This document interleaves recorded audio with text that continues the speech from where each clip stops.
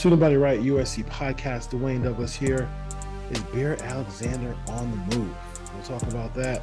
USCJ, you've reported it first yesterday. We'll discuss all the things around Bear Alexander's decision here on the Student Body Right, USC podcast.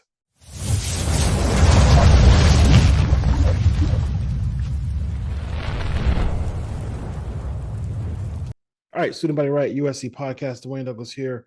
Don't forget to rate, review, and subscribe to the podcast. And you can help us by commenting and subscribing and doing all those things. I want to shout out to Fight on Rusty, who is creating a long list of USC, whether content creators or fans or whoever, who you should follow. So if you don't know Rusty, Fight on Rusty at Fight on Rusty is a guy who you want to who you guys want to follow because he is a great USC follow. Absolutely fantastic. He has a lot of really cool stuff on there. So on his X or Twitter account, if you will. So definitely check him out. He does a great job. So, and another guy who does a really great job on Twitter and on social media breaking stuff would be USCJ. He doesn't get the respect that he deserves from the national media.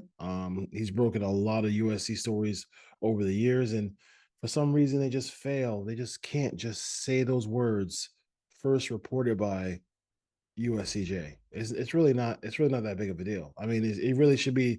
It's the right thing to do. It's something that you would tell your kids to do. Like if you raise kids, you will tell your kids to give somebody credit. And if your kids did something, you'd want them to receive the credit. So let's be grown men and give USCJ his props. So if you look at the history of Bear Alexander, he has changed schools consistently through high school, changed schools in college now. He made a decision that kind of shocked everybody, where he left Kirby Smart and came to be coached by Alice Grinch. Here's his numbers under Alice Grinch. And I know if you're a casual fan or you're just a USC hater watching the show, you might say, "Oh my God, those numbers are terrible." But that shows you exactly how these numbers right here over the last 2 years show you how ineffective, not ineffective, I should say. He's been effective. He's been an effective player, but how misused he was in the Alex Grinch system. So now in walks in Danton Lynn. Danton Lynn brings Doug Belk, brings Mac Entz, brings Eric Henderson, who's one of the best in the world at his job as far as coaching defensive line. And now we're hearing the rumors or just the negotiations, or who knows. I know some stuff I can't say. And that's just respect out of from where I heard it from and stuff like that. But I will say that there is a little bit of a negotiation here between USC right now. It looks like between USC and Bear Alexander.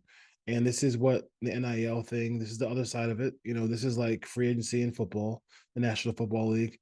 And he's just trying to get a little bit more of a push.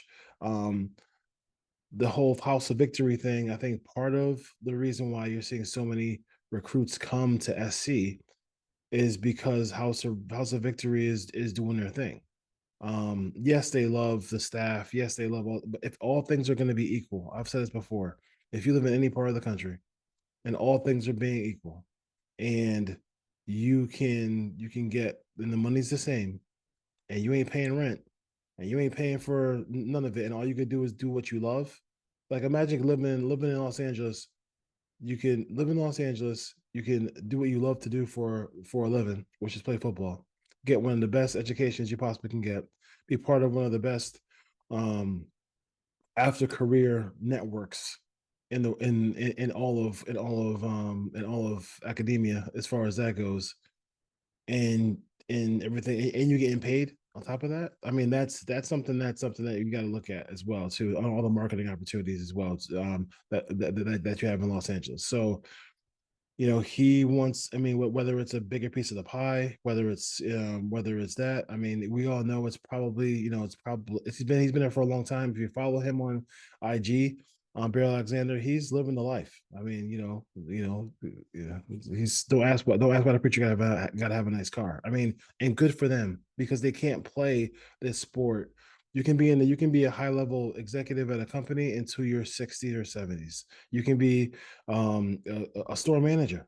Um, Depending on what retailer you work at and make 100K, you can do that to your 67. You can do this. You can be a UPS driver. The guy who delivers our stuff is in his 60s. He's not ready to retire yet. And if you saw the news, I mean, they got a huge bump, and their union made sure they got paid well over $100,000 to deliver packages. So with that being said, it's not infinite, it's finite. So like they have to make sure that they're compensated correctly. So we'll see if that is the case. This is the part of college football that's a little scary when you're roster building, because of the fact that this second transfer portal, if you can get through this period unscathed, then your team is set. But it's also on the bad side, your team is set if you lose people. So if you lose some heads, if you lose some people, it could be an issue as far as that goes. I don't know.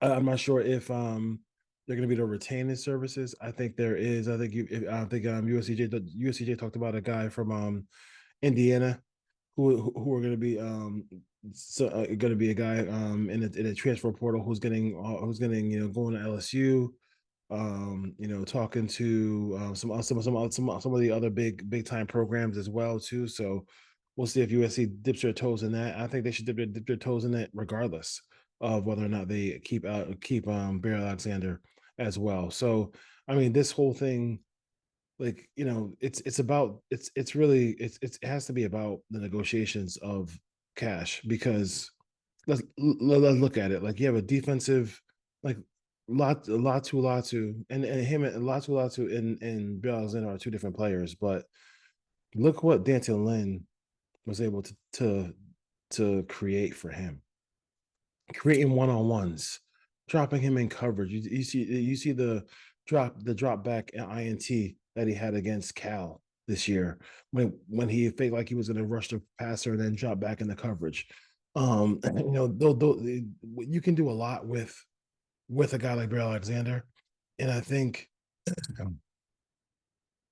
they need to get this squared away one way or the other, because one way or the other it could be the end of his career at USC. So you can go forward and get clarity there, or they can just do what they got to do. Coach Henderson probably made a phone call. Disney Lynn probably made a phone call, because let's be honest, the this ship is going in the right direction. Real men, real guys are really coaching this defense, and we all know what Lincoln Riley can do on the offensive side of the football. So it's a big moment here for this season. I think the future is bright with the 2025 class, 2026 class. If they can hold on to all those guys, that would make it really make it really special. But they really got to find out what's going on with Bear, and they got to find out. I think I think the portal starts on the 16th to the 30th. That's when you have to, yeah, you have to kind of every night you go to bed, you got to hope one of your guys doesn't go into the portal. So hopefully they get this whole situation done with. They get it cleared up. And either way, I mean, for me, it's either way.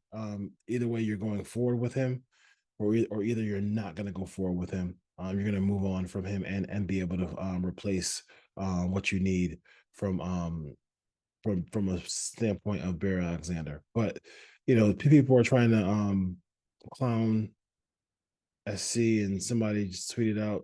I'm sure they were just fishing Oregon fans, talking about has he lost the program, this, that, and the other. And I think the thing that to me is for fans, USC fans, is like all the good news over the last month, and people are going to chime in because they could possibly lose Bill Alexander. We'll see. I would not even react to it. Some of these schools like Oregon, and I don't really get into the Oregon stuff. I mean, Oregon's been really good. I think Oregon's been good for college football, and I think Oregon has been a good team, period. And but they have that missing piece, and it's almost like Clipperish, if you will. Like the Clippers are always going to be pretty good, but you know, until they win a title, I don't I don't think that you can really say huge things about Oregon. They're gonna recruit well. I mean they have a great machine. People who are in there, people who are at you at Oregon don't transfer out for the most part. They usually stay there, right? So um we'll see. Don't get in Twitter fights. The games aren't being played for a long time. Don't get in Twitter fights about something stupid like that. But I would say that this is USC's moment here to just kind of kind of flex financially if it takes that, and then there has to be a limit on like, hey, how much dough how much dough they possibly can, or how many deals they can do with NIL, and then let's see what Coach Henderson can do as far as trying to recruit him to say, listen, like this is your last opportunity before you go to the league. I mean, let's just stay here, do it right, and become a top 10 pick. Because the physical ability for him to become a top 10 pick is there. It's really that simple. It's really that simple. The physical ability for him to be a top 10 pick is right in front of his face. So let's see if he takes advantage of it. All right. Student Body Right, USC Podcast, Dwayne Douglas here. I'm gonna go enjoy this coffee, hit the gym, all that stuff like that. And then I hope you guys continue to subscribe. And like I said, go follow Fight on Rusty. Go follow Trojan Blade. Go follow USCJ. Some really good Tim Pragley has a really good podcast as well. It's not about competition. As far as we go, it's about just spreading the word about USC football and doing it the right way, if you will, because some publications don't do it that way. All right, Super Right USC podcast. Fight on, fight on, fight on, folks. Peace.